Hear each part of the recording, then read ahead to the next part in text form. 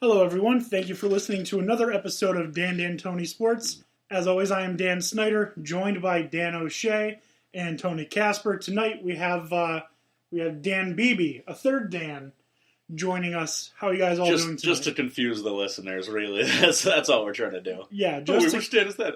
It's that Dan. No, I mean, you've got me, the weird sounding voice. We've got you, the voice actor. And then we've got the other Dan, so I don't think there's going to be too much confusion. All right, other Dan, that's what you've been relegated to already. I'm sorry, man. The best Dan. Well, he's the best Dan. That'll work. That's what he is. He was the best man in my wedding. He's the best Dan. All right, that works. I feel outnumbered. Oh, there's only one Tony. Yeah, I know. I stand alone. Trust me, that's all you need is one Tony. You don't need more of me. All right, so we got a really fun show. We can't stop laughing already. It's going to be either a lot of fun to listen to or very difficult to listen to. We'll leave it up to you to decide. But before we get into all of the crazy ridiculousness, as always, we have our pigskin poetry. Josh Gordon, it's over, man. You essentially have a lifetime ban. It could be worse, so don't be down. Remember, you're still a Cleveland Brown. You were kicked out at the height of your game. You're wasting your skills on the Browns is a shame. With your talent, you deserve a shot at a ring, but with the Browns, that will never be a thing. I know I pick on the Browns a lot, but without the jokes, what else have they got? Picking on them is so easy to do. Maybe I'll stop when they win a ring or two. I'll get comfortable. Nice. I'll get used to hearing it. Yeah. Never going to happen with the Browns. Never. They're going to have to change their name to the LeBrons to get a ring. Oh, God. All right. I think they're on an upswing. I mean, they've got a ton literally of money. can't do much worse. Yeah, that's true. You can't be on anything other nowhere than to go, but up. Yeah, that's right. I mean, they could go 0-16. That would be worse. That's true. They play the Jets. Well, yeah, they could easily be better than the Jets this year. year. Who's the one team that the Browns beat in last season? The Chargers. True. Well, they also played Jacksonville this year. That's a possible win. Jacksonville with Doug Marrone and Tom Coughlin, going to be a great team. I don't want to put money on it because I'm not a gambling man and I'm also broke. I am. What are we doing? Jags will make the playoffs in the next 2 years. Oh, no. I can't agree with that. Jags will make the playoffs in the next 2 years. I want to see if Blake Bortles really corrected his mechanics. That's what I heard Tom Coughlin is saying, but the coach is always going to talk up his QB unless they're Colin Kaepernick. Yeah. So maybe he did get back to basics and back to what he was doing well 2 years ago. Because 2 years ago, that would not be a bad bet to make. But last year, he regressed hard. So if he has curbed that and is back on the up and up, then it could certainly happen. Especially with the Allens. Yeah. That's a dangerous duo there. All right. Speaking of dangerous, it's time.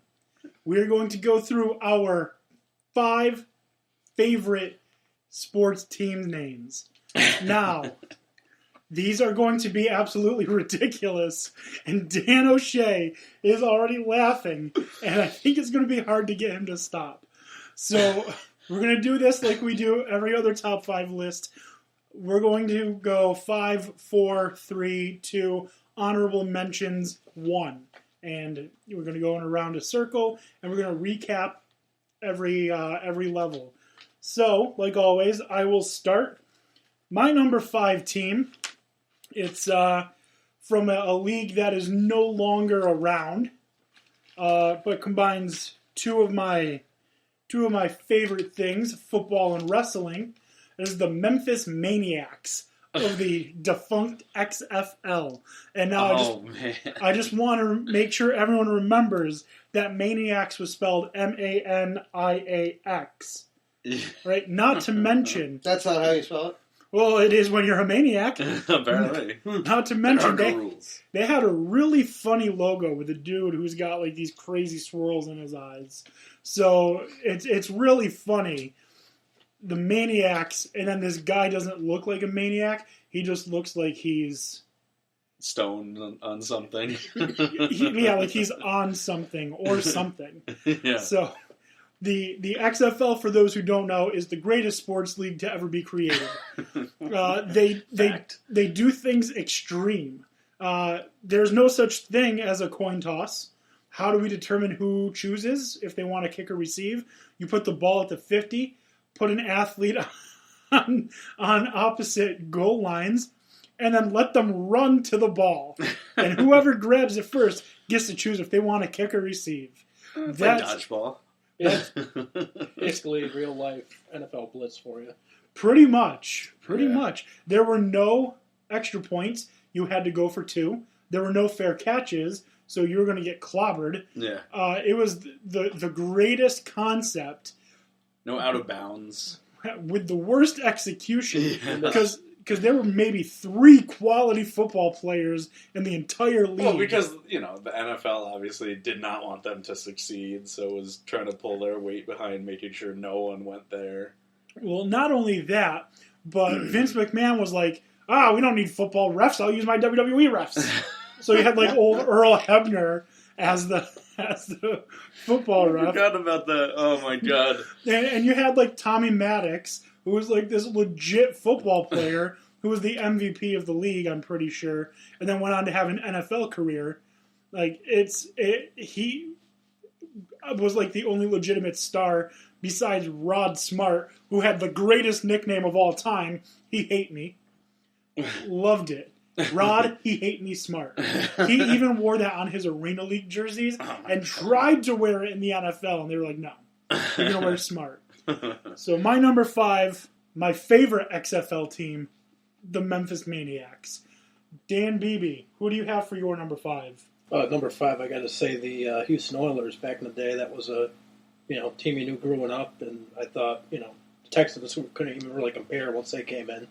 But hey, even if you type in on YouTube, you type in the fight song, give it a listen. It was pretty entertaining. It is the most ridiculous song I've ever heard. I listened to it just before, and it says stuff like, you know what you're going to get with the Houston Oilers, and it's going to be a Super Bowl. So like if you want comic relief. Exactly. If you want comic relief, give it a listen. The Oilers are a good name. I also like Edmonton for Oilers, but we don't talk about Canadian teams, which is a lie because we're going to get to it. But Dan, you do see the throwback from time to time in the NFL with the Texans, I think, using the old helmets and jerseys at least a couple times. Do the Texans do it or do the Titans do it? I thought the Titans did it. Was it the Titans? Yeah, because the Oilers became the Titans. Yeah. I mean, I remember the Oilers because Warren the Jets Moon do that with the Titans. Was a great quarterback. Jerseys. Yeah. Kind of like when they made the old Browns, the Baltimore Ravens, and they had to create another Cleveland Browns team. Yeah, which always confused and perplexed me. Like, why are you bringing back a team to just suffer? like it's like take any person who just has like the absolute worst luck, like they get electrocuted and die. And then they're the Kenny of the exactly. Of football. And then you get EMTs to come back and save his life just for him to be miserable. So the Houston Oilers, Dan O'Shea. Who do you have number 5? I'm gonna just massacre this city name. It's Fort Bolliget, and their team name is the Fart. Fort Bolliget Fart. It's Norwegian. It's a Norway team, soccer team. Scandinavians. And it means, I guess fart means football team speed in Norwegian. So there's your word of the day, children. Fart. Doesn't mean that here. Fart. Still hilarious because it's a name of a real team. They're the Farts. And it's fantastic. Watch out for them. They are silent but deadly.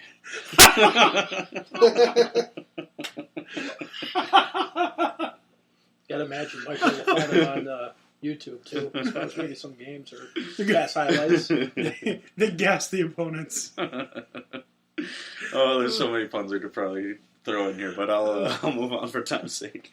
All right, Tony. That who's your- allows me a perfect transition because I'm actually going to go with a team name that I find to be the most fitting of team names because they play like something that's similarly associated with their name.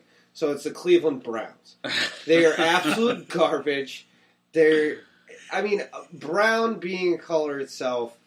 First off, you named your team after a color. We're going to start there. And their logo is an orange helmet. Yeah, it's just So- brown.